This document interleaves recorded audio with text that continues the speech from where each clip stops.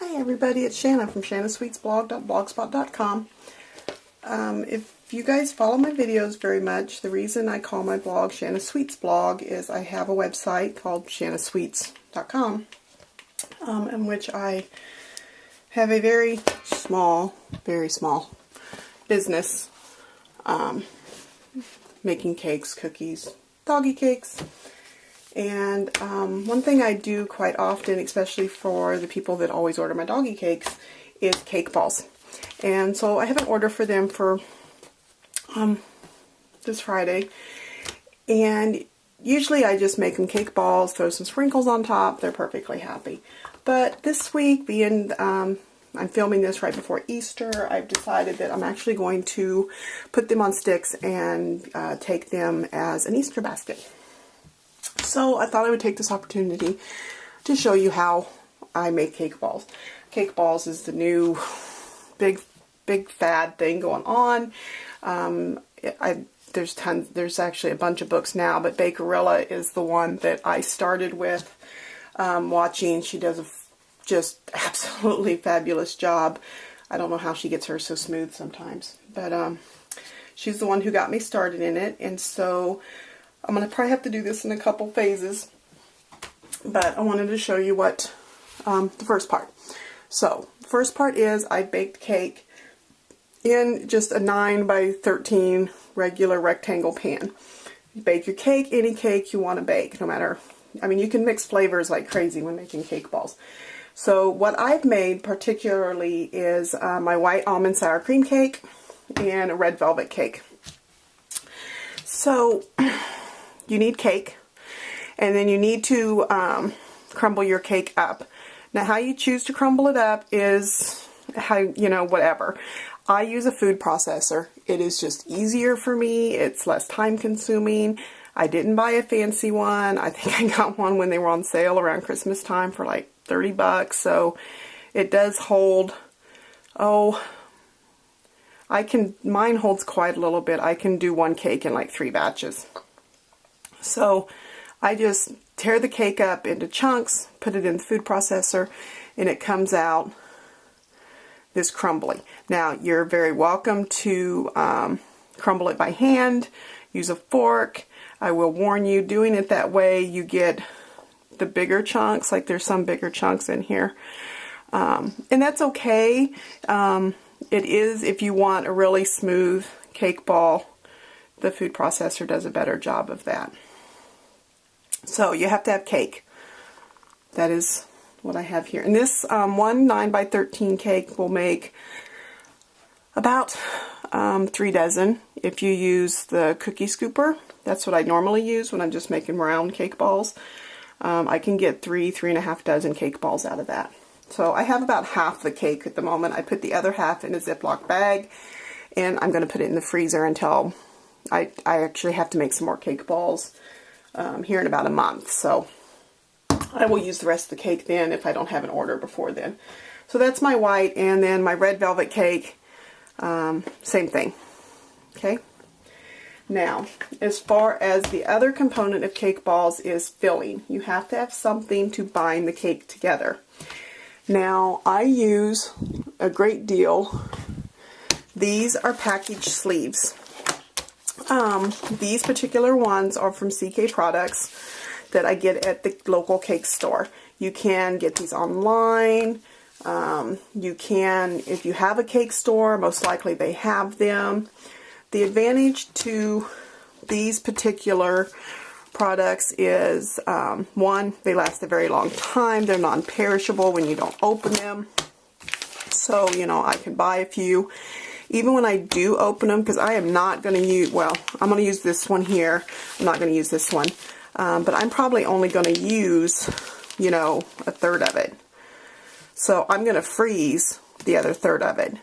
Now, if I knew I was going to be using it again in a week, I just keep it in the refrigerator. The texture does get a little bit more jelly-like when you freeze it, but I've had no problems using it, and it, will last a lot longer.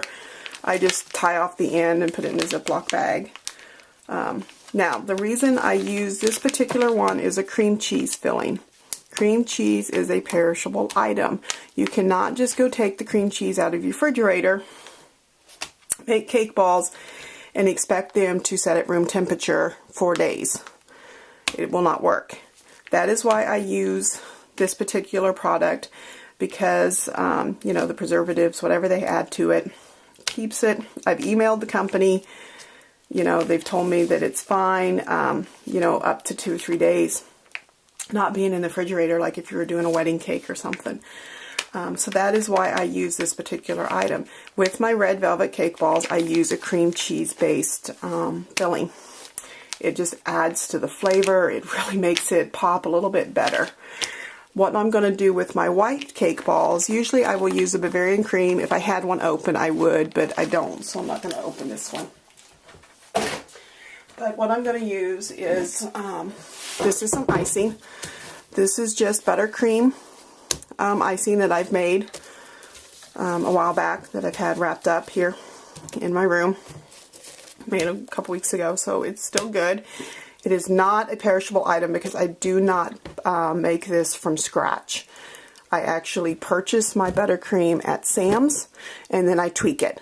I add more powdered sugar, I add some different flavorings, and that way I don't have to keep it in the refrigerator, and it's good. So you do need to be you can use canned frosting if you want.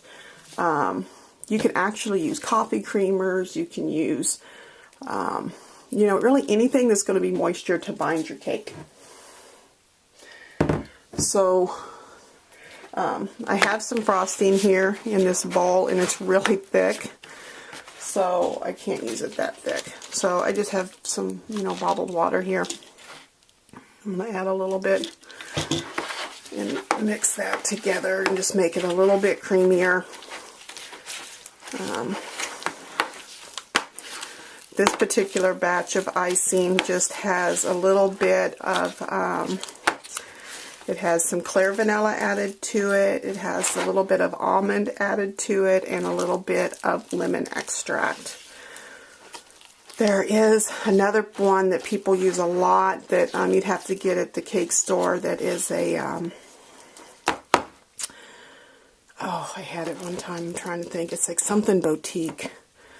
You know, I had it once, I just didn't, it's a combination of different flavors, and I just didn't really go for it. So, I do have some butter extract that I've added to, especially if I'm really doing a vanilla cake or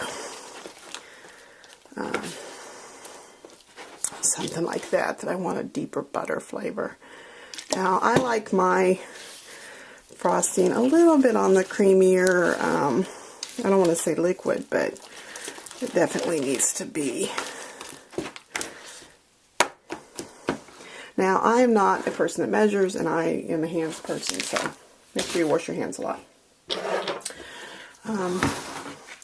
So, I don't measure, okay?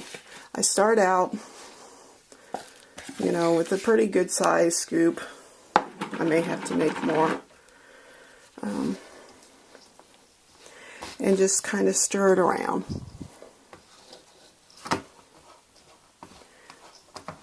Now you can see it's kind of clumpy. That's okay as you stir it. And I'm sorry, but this is a hands project.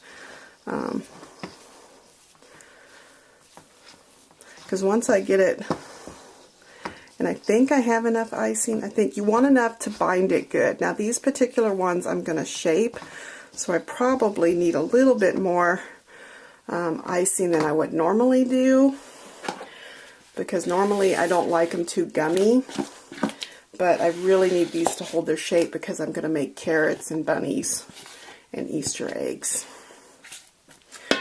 So, so you want to make sure that it, you know, that if you were rolling it.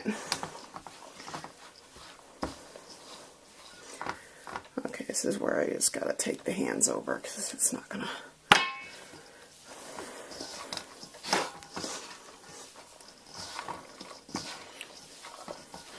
See how it's clumping together?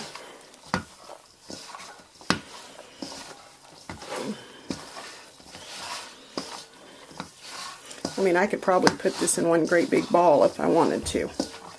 This is what I want. Now, normally I would take my scooper. At this point, I scoop out the size, and then I roll them into a ball, okay? When I do it. Now, the other key that I found, and this was a suggestion from Susan Carberry, that when she makes cake balls, you refrigerate. You know, mix it up like this and then put it in the refrigerator for a half hour to an hour. Mine, particular one, is I have somewhere to go, so these are actually going to go in the fridge until I get home this evening. And then I'll, either tonight or in the morning, I don't know which yet, we'll see what happens tonight. I will make them. Just put some saran wrap over the top and put them in the refrigerator, okay? So we'll come back and we're going to make cake balls next time.